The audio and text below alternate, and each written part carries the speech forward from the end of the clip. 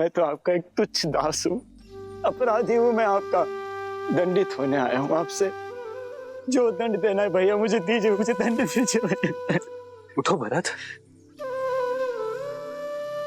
हृदय में बसने वाले चरणों में नहीं बैठा करते।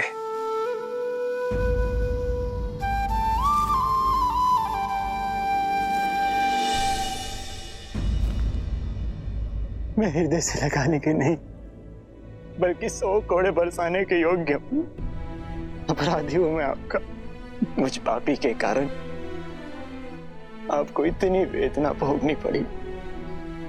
महलों की शोभा बढ़ाने वाली मेरी भाभी माँ को एक वनवासी का जीवन जीना पड़ा और अपने प्राण से प्रिय लक्ष्मण को इतना कष्ट भोगना पड़ा। मुझे दंड दीजिए भैया, मैं इसी का भागी हूँ, इसी का भागी हूँ मैं।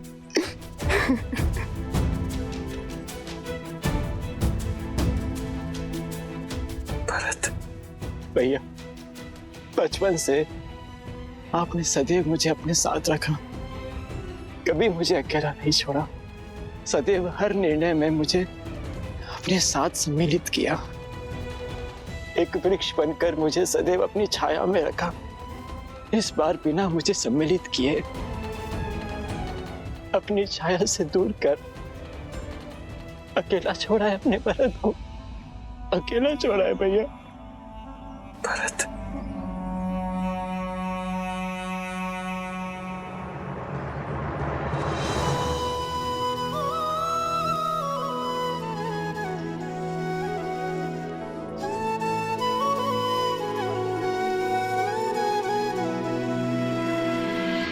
देखी भरत भावुक रघुराई, ब्रात मिलन की घड़ी है आई।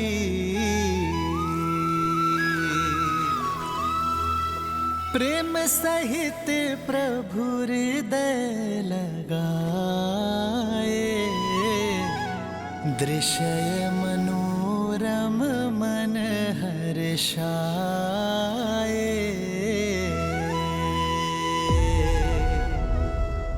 विश्वास नहीं होता, भिन्न भिन्न गर्भ से जन्म लेने वाले भाइयों के बीच इतना प्रेम। भाई एक दूसरे के पूरक होते हैं देवी। जैसे नारायण अपने शेषनाग के बिना, अपने सुदर्शन चक्र के बिना, अपने शंख के बिना अधूरे हैं, उसी प्रकार नारायण रूपी श्री राम भी अपने शेषनाग रूपी लक्ष्मण के बिना, सुदर्शन रूपी शत्रुघ्न के बिना, शंख रूपी भरत के बिना अधूरे हैं। भविष्य में जब जब संसार में प्रेम और धर्म का महत्व कम होगा, तब तब ये संसार इन चारों भाइयों के परस्पर प्रेम और समर्पण को सदैव स्मरण करेगा। श्री रामचंद्र कृपालु भजु मन हरण भव भय दारुणम। नव कंज लोचन कंज मुख कर कंज पद कंजारुणम।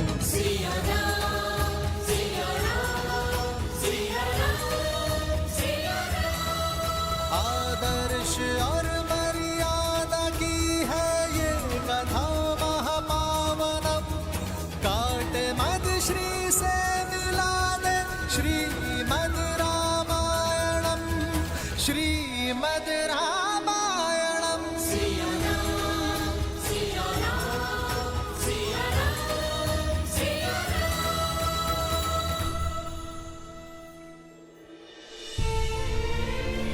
माँ, कितना अभागा हूं मैं। मां शब्द कह तो दिया, किंतु संकट की घड़ी में अपना पुत्र धर्म नहीं निभा पाया। मुझे तो नर्क में भी स्थान नहीं मिलेगा माता। ऐसे अशुभ शब्द ना कहो भरत। अशुभ तो आपके साथ हुआ है माता। अपराधी हूं मैं आपका, पापी हूं मैं। लक्ष्मण, लक्ष्मण तुम्हारा भी अपराधी हूं मैं, पापी हूं मैं। तुम ही दंड दो मुझे, उठाओ ये धनुष और चला दो बाण मुझ पर।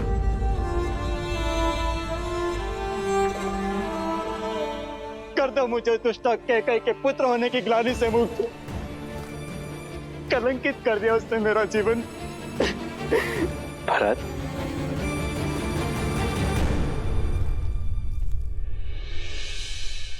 मेरी माता कैकई के लिए अपशब्द मत कहना। रघुकुल में स्त्री के सम्मान का पाठ पढ़ाया जाता है, उन्हें कलंकित करने का नहीं।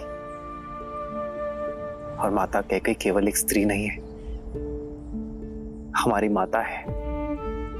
पिताश्री की तो सबसे प्रिय है माता कैकई। सोचो भरत, जब पिताश्री को ज्ञात होगा कि तुम्हारे विचार ऐसे हैं तो कितना कष्ट होगा उन्हें।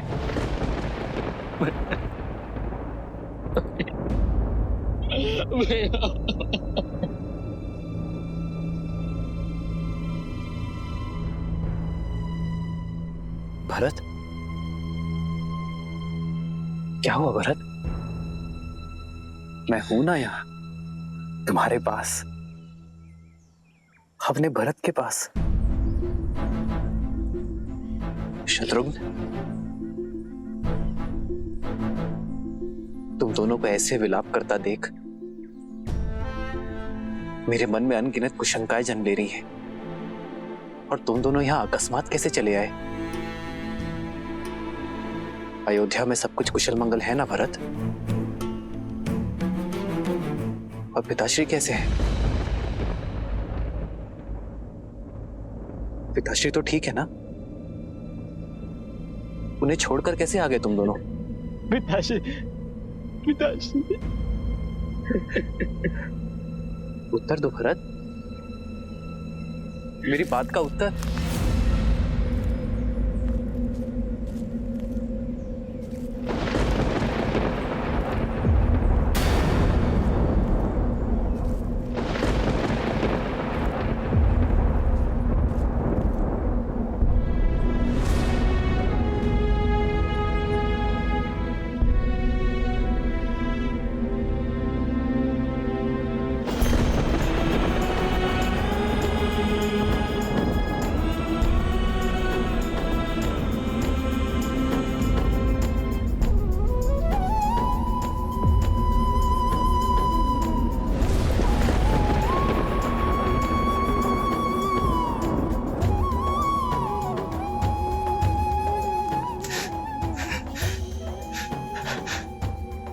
हमारा हाथ हो गए भैया।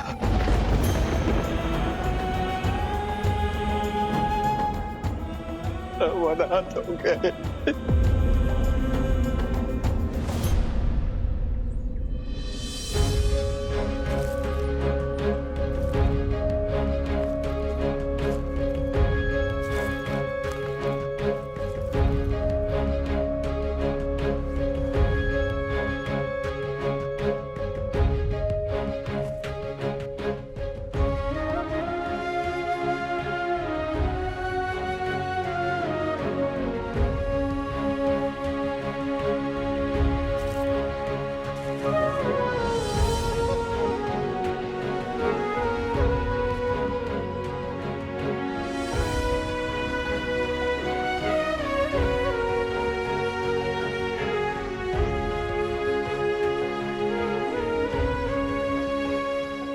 मां, पिताश्री के जाने के बाद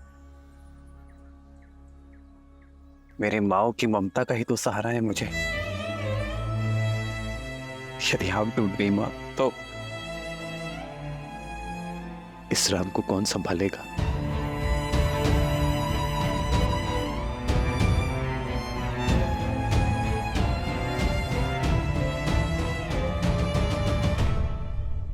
क्या कई मां नहीं आई?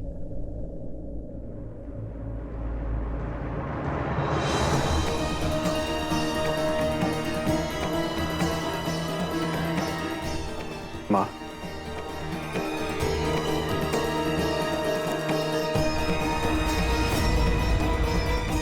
माँ होने का स्थान और सम्मान दोनों खो चुकी हूं मैं।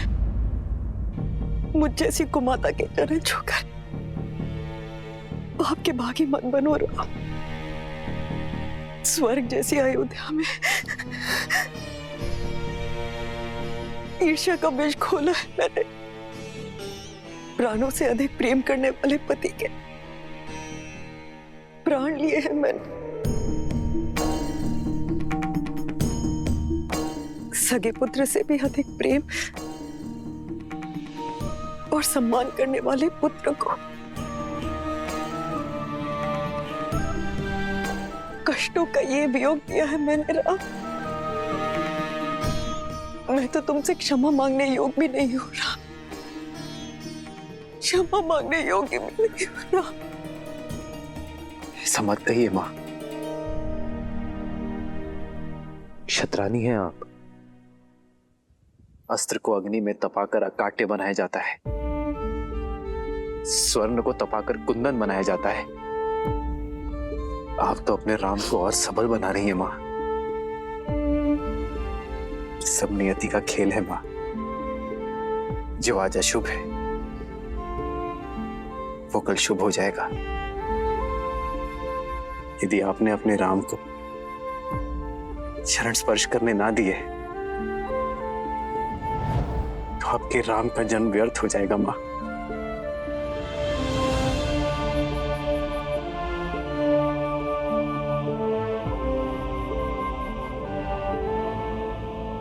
इस जन्म में तो मेरे पाप के दंड असीमित है राम। कभी भी किसी पुत्र को मुझ जैसी माता न मिले, किंतु प्रभु से यही प्रार्थना होगी कि हर जन्म में मुझे तुम जैसा पुत्र ही मिले, मेरा राम।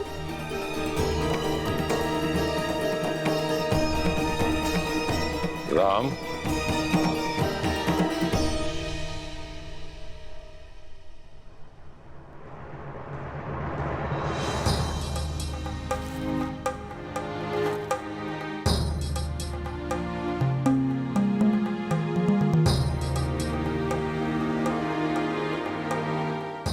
जो बीत गया उस पर शोक नहीं करते राम। शोक जितना बड़ा है उससे कहीं बड़ा दायित्व भी है। महाराज दशरथ के ज्येष्ठ पुत्र होने के नाते पिंडदान और अस्थि विसर्जन करो।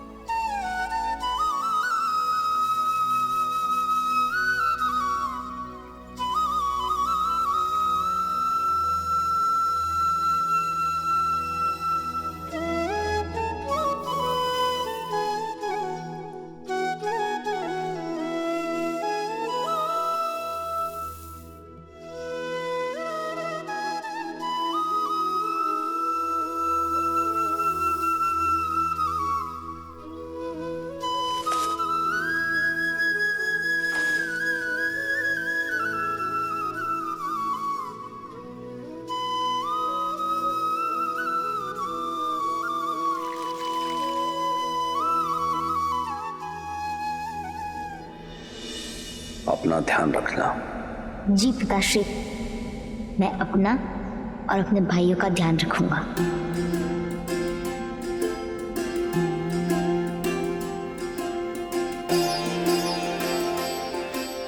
हमारे पिताश्री साक्षात धर्म थे और धर्म कभी संसार से नहीं जाता। वो हम सब में अंश बनकर, अयोध्या का मान बनकर, रघुकुल की रीत बनकर। महाराज दशरथ की अंतिम संस्कार की अंतिम क्रिया समाप्त हुई। पंचतत्वों से बना हुआ शरीर पंचतत्वों में विलीन हो गया। जीवन का यही परम सत्य है और इसे स्वीकार करो पुत्र, और अपने पिता के सपनों को और उनकी मर्यादाओं को साकार करो।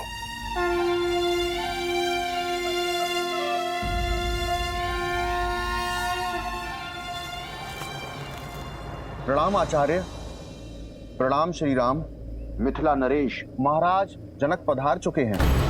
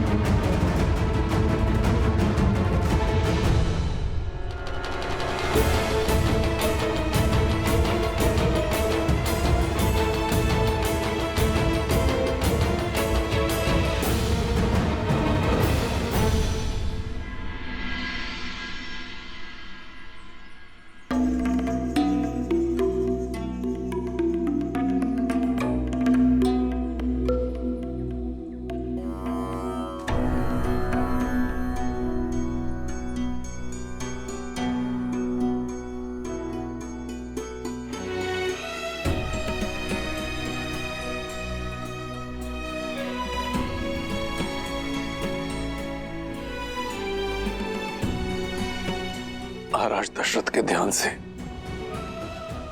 जितनी विचलित अयोध्या है,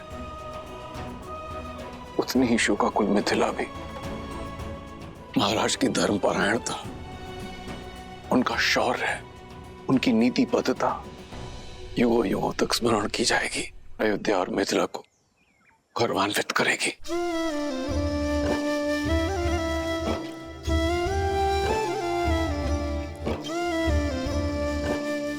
जिस पुत्री को इतने लाड प्यार से पाला, उस पुत्री को इस वनवासी रूप में देख आंखें भी भर आई और मन भी। मैं तुम्हारे लिए तुम्हारी माता का संदेश लाया हूं। वो चाहती हैं कि तुम अयोध्या लौट जाओ।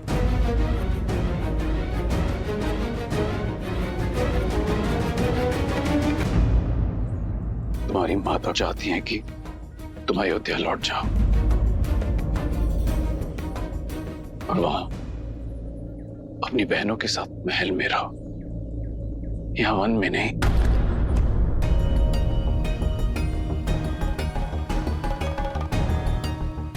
जैसे राम के साथ लक्ष्मण है, वैसे ही अपनी बहनों के साथ सीता।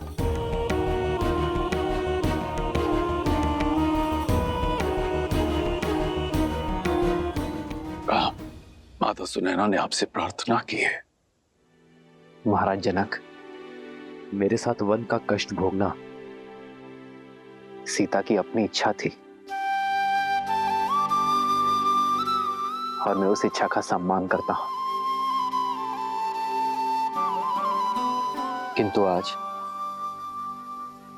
यदि सीता अयोध्या लौटना चाहे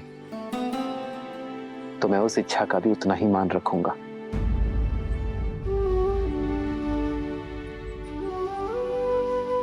पुत्री, अब तो श्री राम की भी सहमति है। तुम साथ चलोगी ना पुत्री? एक पिता की विनती है। पिता के निश्चल प्रेम को और पति के समर्पण को कोई स्त्री नहीं नकार सकती पिताश्री। परंतु क्षमा चाहती हूँ पिताश्री। माता से कहिएगा यदि ये प्रस्ताव जानकी के सामने आता तो उनकी पुत्री कभी मना नहीं करती, किंतु ये प्रस्ताव श्री राम की धर्मपत्नी अयोध्या की कुलवधू के सामने आया है, जिसका धर्म कहता है कि इस विषय में श्री राम का आदेश भी ना मानो।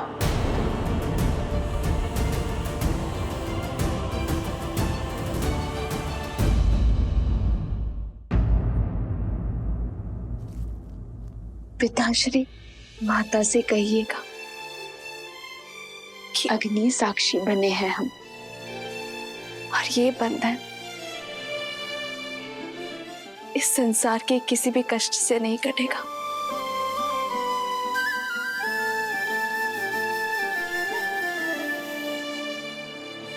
पुत्री,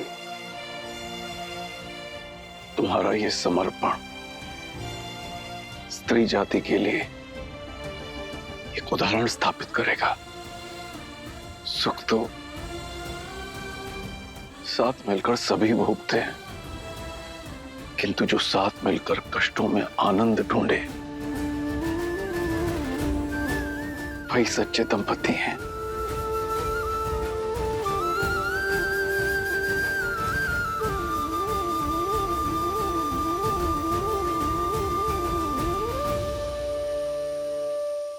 क्या करूं पिताश्री,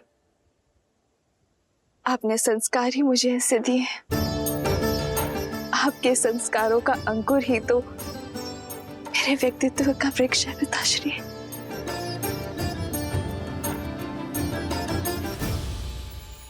और अयोध्या में जो विष की फसल लहरा रही है उसे काटने के लिए आप सभी को लौटना होगा भैया।